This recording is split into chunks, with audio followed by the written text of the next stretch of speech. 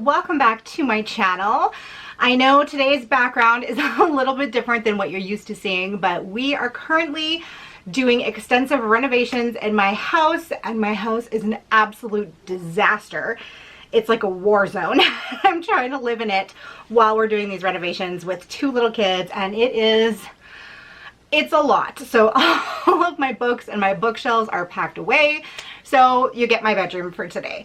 On another note, if you are interested in seeing the renovation process and kind of what we're doing with our house, I'm going to be having a video up on it on my second channel once everything is done. So my other channel is just Holly Christine. I'll have it linked in the description box below, and you can check out that whole process. Yeah, if you're interested in all that, go and head over to my other channel.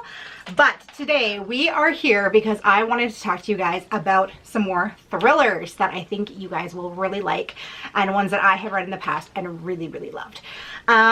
So some of these are kind of more in the horror genre, but mostly thriller. Like, they're kind of crossovers, which a lot of thrillers are, a crossover between thriller and horror. But these are 5 horrors that I think you guys will like just as much as I did. So the first book that we're going to talk about today is Imaginary Friend by Stephen Chbosky. And I actually just finished reading this one a few days ago.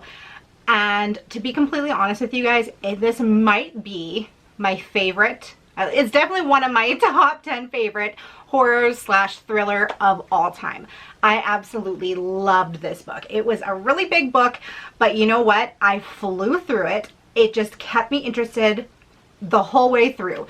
If we follow our character named Christopher, who is 7 years old, and he and his mother are having a really hard time. His mother is leaving an abusive relationship, and they're kind of on the run because they're trying to get rid of this.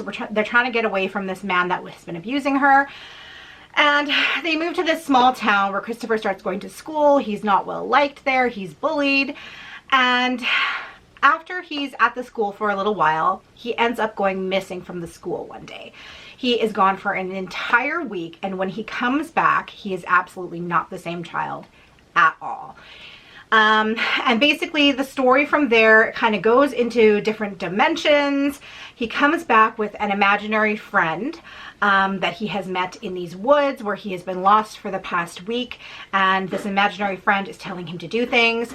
The imaginary friend wants him to build this tree house, and he says that he has to build this tree house by Christmas, otherwise the whole world basically is going to die. And we kind of go along this journey with him. We also follow his mother as well, who is trying to figure out what is going on with her son, because he comes back, like I said, completely different. And she's wondering what has happened to him. And sorry guys, my cat is here. These are where my cats hang out. My cats are very scared of my dog, so they just tend to stay in my bedroom.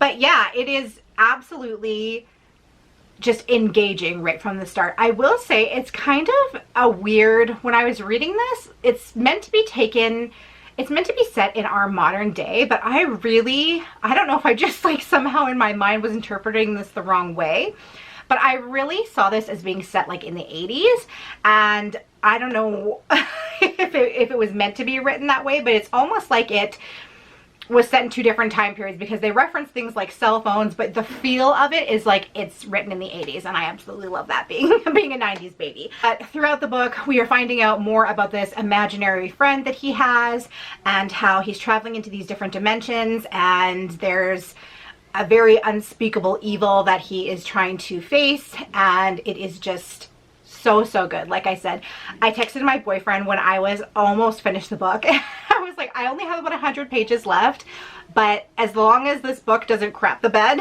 in the last 100 pages, might be my new favorite horror / thriller book. And he was like, oh, that's awesome. So I really love this one. Definitely give this one a read if you have not yet done so. All right guys, sorry if my angle changed here. I had to go and try and put my baby for a nap. My father-in-law is outside my house snow blowing because we had a huge snowstorm last night, so I apologize if you hear lullabies and snow blowers and cats everywhere. This is just, I'm just happy that we're even here filming this video today because it seems like everything is working against us. But in any case, the next book that I want to talk to you guys about is The Dead House by Dawn Kurtog. So for this one, I'm actually just going to read you guys the synopsis because I read this a little while ago and my memory of it is a little bit fuzzy, but I do know that I really did enjoy it. But I don't remember it well enough to be able to give you a good description of it. So 25 years ago, Elmbridge High burned down. 3 people were killed and 1 pupil, Carly Johnson, disappeared. Now, a diary has been found in the ruins of the school. The diary belongs to Caitlin Johnson, Carly's identical twin sister. But Carly didn't have a twin. Reopened police records, psychiatric reports, transcripts of video footage, and fragments of a diary reveal a web of deceit and intrigue, violence and murder, raising a whole lot more questions than answers. Who was Caitlin and why did she only appear at night? Did she really exist, or was she a figment of a disturbed mind? What were the illicit rituals taking place at the school? And just what did happen at Elmbridge in the events leading up to the Johnson incident? So this one was super, super good. And what I really loved about this one is that it had, like, I read the physical book and it had like mixed media. So I always love when books incorporate like things like newspaper articles and stuff like that and transcripts. Like it makes it a lot more fun to read, and I really like that aspect of it. And this was just really an interesting story that you couldn't really guess because, you know, you're following this character who is positive that she has a twin sister, but nobody else believes her.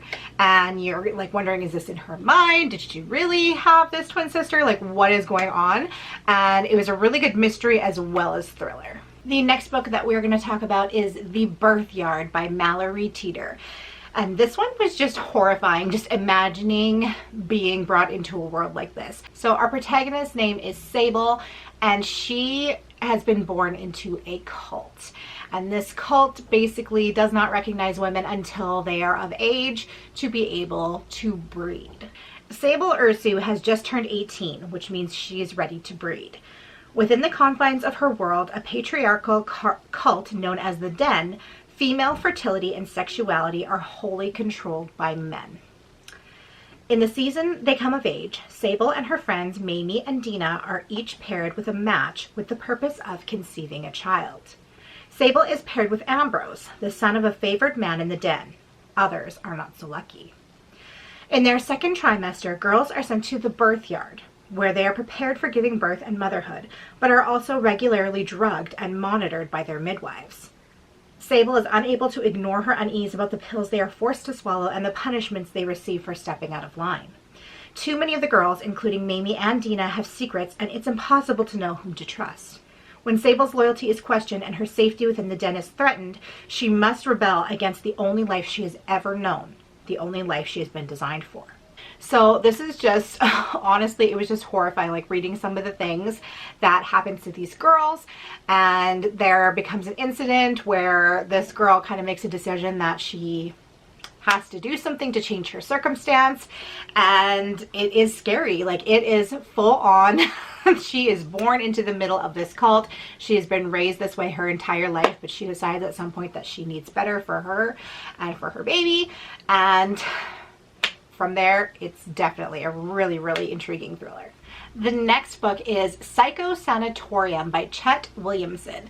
And this one is basically like a spin-off of the original Psycho. And I really like this one. The ambiance of this book is just so spooky and creepy. It's obviously set in a sanatorium. And it just has like such a classic horror movie vibe to it.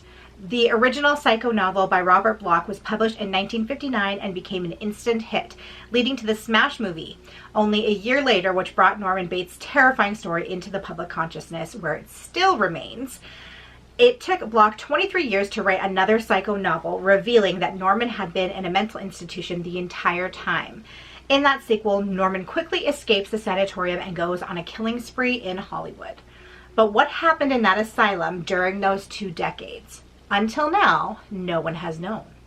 It's 1960. Norman Bates is in the state hospital for the criminally insane, and it's up to Dr. Felix Reed to bring him out of his catatonic state. But Norman and Dr. Reed have obstacles in twisted fellow patients and staff members who think of the institution as a prison rather than a place of healing. And the greatest obstacle is the building itself, once a private sanitarium rumored to be haunted. A wild card appears in the persona of Robert Newman, Norman's twin brother, taken away at birth after the attending doctor pronounced him brain damaged. As Robert and Norman grow to know each other, Norman senses a darkness in Robert, even deeper than which has lurked in Norman himself. Soon, murders begin to occur, and a shocking chain of events plunge us even deeper into the deranged madness inside the walls of Psycho Sanatorium. How spooky does that sound? Okay, you guys, so the last book that we're going to talk about is Sleeping Beauties by Owen and Stephen King. Now, if you've watched some of my other videos before, you might know that I have said I do not particularly like Stephen King's writing. So I don't know if I liked more of Owen's style of writing, because this didn't seem like a typical Stephen King. The writing style was different. So it is done by both of them, so maybe I like more of Owen King, I'm not sure. But I really enjoyed this one, and you know, I read this right at the beginning of the pandemic, and it kind of like freaked me out even more. But this is basically, for all intents and purposes, a story about a pandemic where when women go to sleep, they honestly end up going to this other world. So their physical bodies become wrapped in this like cocoon like shroud, and if they are awoken or disturbed in any way, they become like these feral animals that just attack whoever has awoken them, and like we'll just kill them.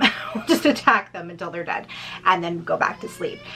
But their mind, they're in a complete different alternate reality. So all the women in the world, as soon as they go to sleep, they enter this alternate reality, and eventually all the women, of course, go to sleep, and the men are kind of left to their own devices.